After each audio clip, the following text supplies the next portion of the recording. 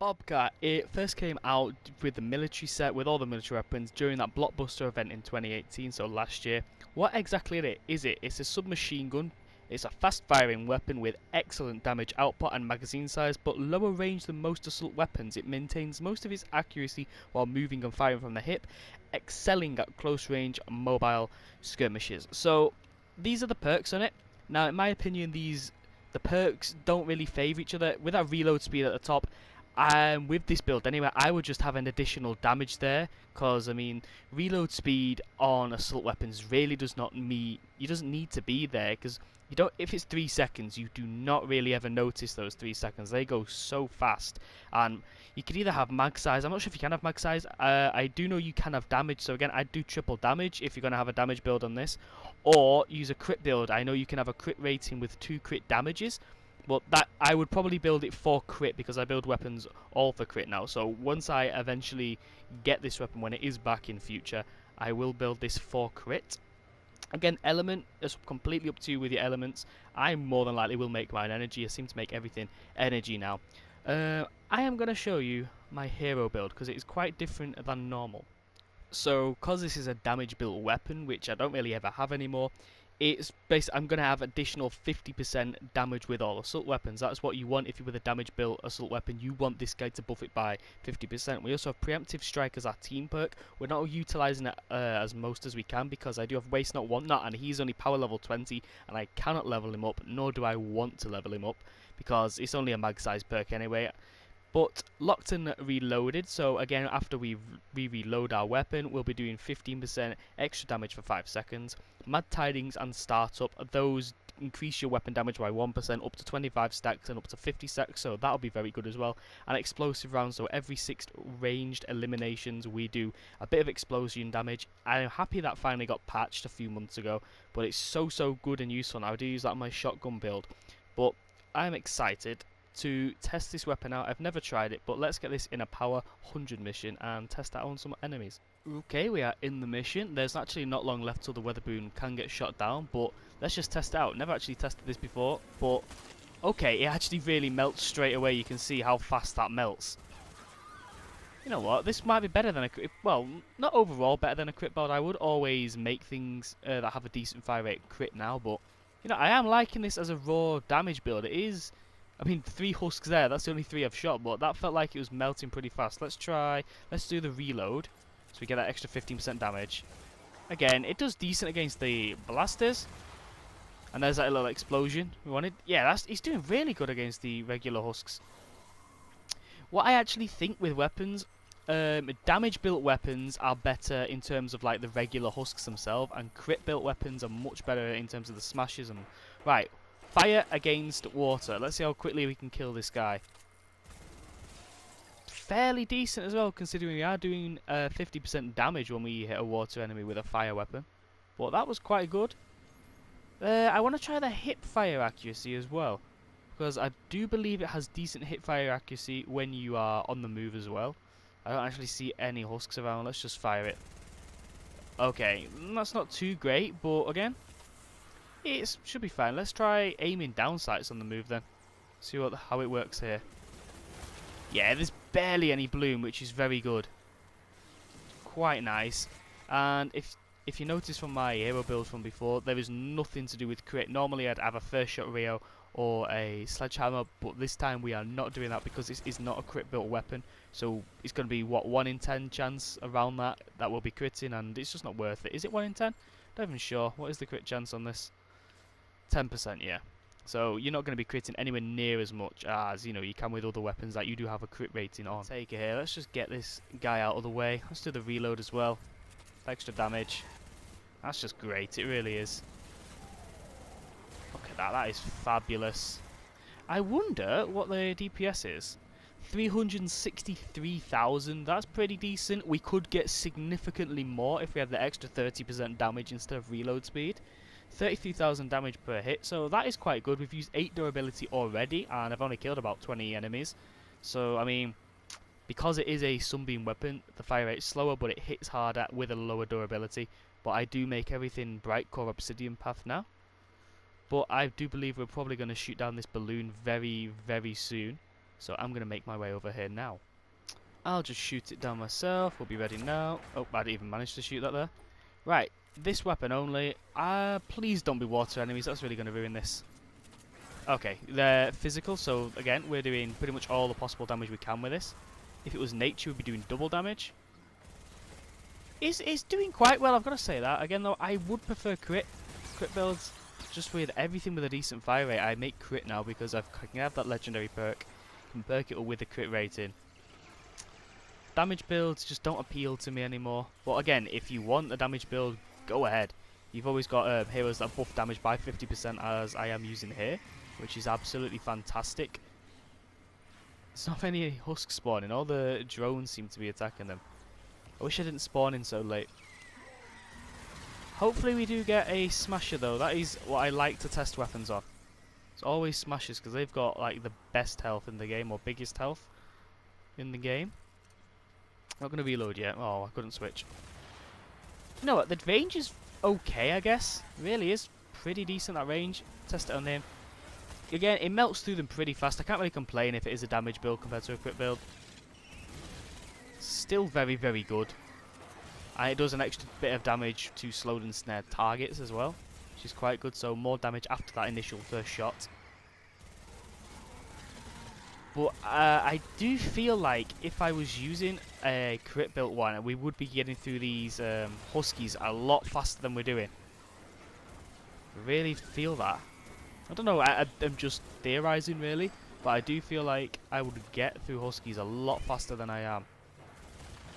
I will do, once I do get the Bobcat when it does come back out, I will 100% do a review on my version, but a crit built one rather than a damage build with reload speed, because that's not really anything, and it's what, 75% plus that. So again, I think it's around 3.5 seconds, something like that. But that's not really anything, you know, in terms of reload speed. It's reloading twice, really, at worst. That's why I don't really put the only things I do put reload speed on now are things like the Jack's Revenge or the All Betsy, things with a single magazine size, because they hit hard but tend to have a very slow reload. Well, I say slow, it's not amazing, but you want to be able to output as much damage in as little time with weapons, generally anyway. Yeah, I do feel it on the Mist Monsters. It doesn't feel like it's going through Mist Monsters as fast as a crit build weapon would do, especially with Sledgehammer as my main. I'm not saying this is a bad weapon at all. I really am not saying that. Keep going. But yeah, it definitely feels like I'm not doing as much potential damage as I could with that crit build. Can we go through... we can go through them. It's just the smaller husks you don't really see any difference with, or it's better with. Those fatter ones... Right, we do hit a smasher. Forget what I was just saying. Here we go, smasher time. Oh, it seems to struggle with smashers. It really does. Because it's damage roll. Again, those crit builds will be doing, what, 500% crit damage? They'll lose around... If you have a pure damage build on this, they'll be losing around 70% damage. No, 90% damage. But critting significantly higher. So, I mean, it kind of works out a lot better with the crit weapons. Hang on, there we go, get him. Yeah, won't get through him very fast. Yeah, that's not as fast as I would hope. I might whip out a crit build 130 I've got. Do we have one? We have a Gravedigger. Let's try that. Let me try a Gravedigger on a Smasher, if we get one. I'll just show you the difference, although I don't have Sledgehammer on this, unfortunately. Let's just see the difference. So that was around 2 shots. Where's this other lobber? Oh. Stolen off me. I really want to compare it with the Gravedigger now. I know it's a completely stupid weapon to compare it with, but I just want to show the difference between crit and what do you call it? Damage. So here's the crit built weapon. I think that goes through blasters a lot faster. Slower fire rate. It does hit more, the Gravedigger, but yeah, I do feel crit build weapons are better. But I have repeated myself 300 times there, so hopefully I'll stop saying that. But yeah. It's not a bad weapon. I do like it. Ah, some nature enemies. Let's see how many times it'll take to hit them. How many... Again, that's just not as much as I'd hope. You can definitely see the difference. You really can. I'm also finding myself getting pushed back far too much because it's not outputting enough damage. It really isn't. Because if you're low level, I've said this loads of times on stream, but for those who haven't, like, oh, well done. But for those who haven't came along to it, I say, if you're not in Twine Peaks, don't make anything crit build, because you won't have, you know, unless you get carried into Twine missions all the time, fair enough, but you won't have that source of income with the legendary perk.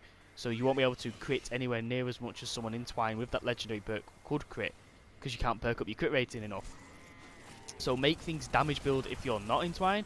Well, if you're in Twine, anything with a good fire rate, you know, like 2 a second, 2, 3, 4 a second, or more. I think this has got like 10. I'm not too sure. 10.8, yeah. Make them crit. Just make them crit. It's so much better. You will definitely feel it. It will look. If you look at the DPS, you'll think you'll probably regret it straight away. Like, oh no. But just feel the difference, okay? I promise you will not regret it if it's got a good fire rate. It will crit massively. But I am liking this weapon, but I definitely do feel the loss of damage with those higher health enemies. Like, so, I mean, obviously this is within range, because I do think it's got a much shorter range. It's got 3,500 compared... Oh, it's not that much shorter. I've got to say that. Not that much shorter. What does the double boiler have? 2,000. It's quite a fun weapon to use. Definitely if you want to melt through your light ammo. I am excited for when this military set does return. But I'll start perking up everything again. I do actually have half the military set or more. Oh, actually, let's do the Gravedigger and we can compare. I just think it goes a bit better with the Grave. You can see those crits. It does less damage per regular hit, but when it crits hard. And if you have a sledgehammer build as well, you'll definitely see that crit damage increase massively. I am nearly dead. Yeah, it just takes a bit too long for those enemies. You want to be getting through enemies as fast as possible. Really, really do. Where's this explosion? We've not had one in a while. Oh, there we go. Unless I've just imagined it not being there. Yeah, it just feels weaker than a regular crit weapon would. Maybe a Silent Spectre would have been better to compare this with. I don't have one on me right now. Gravedigger does more damage per hit as well. I mean, that's what I mean when I said it was a fairly bad weapon to compare it to. I normally try and compare weapons that are the same subclass, like assault weapons, with the same ammo type, but I don't have a Silent Spectre pre-crafted, so it's going to be tough for me to do that. Well, again, I'm not making out this weapon is bad. I am quite enjoying it, but I would not make this damage build if you're in Twine at all. Unless it's going to be a defender weapon. Again, people forget about defenders, but if it's going to be a defender weapon and the defender increases damage with like every perk they've done, just do that, you know? That defender will hit incredibly hard. Now, that was decent, I guess. The thing is, on the preview, this weapon looks a lot bigger than it is. It's quite one of the biggest weapons we've had in the preview at the start, where I spin it around and give a little introduction on the weapon. But that was really the first time I've actually used it, or at least first time I've used it in around a year. I don't remember using it at all, but maybe I traded or borrowed one off someone during the Blockbuster event last year. I'm waiting for this mission to end so I can actually see my combat score. There we go. So again, not the highest, but again, 3,899 using majority of that weapon. It was quite a decent weapon. So at the end of that, the weapon itself, I do actually like it. I like how it looks. It is very, very nice to use. But the build for an endgame Twine Peaks player, the build is just not good enough really for anything endgame. Like, I just would recommend a crit build if you're endgame Twine. Again though, if you're not in Twine, do have a damage build. It'll be very good for you there. But for Twine, definitely a crit build. And because it is Sunbeam Path as well, in a single mission we've used over 50 durability as well, and it wasn't even that long of a mission, so it's not going to last that long because it has a fast fire rate and you're making it Sunbeam, so you're going to melt through that durability so fast. You might as well just shove a load of fire rate perks on. I would like to see one like that, if I'm honest. A load of fire rate perks on a, what do you call it, on a bright core version. That would be funny. But yeah, let me know what you guys thought of this, and as always, thank you for watching.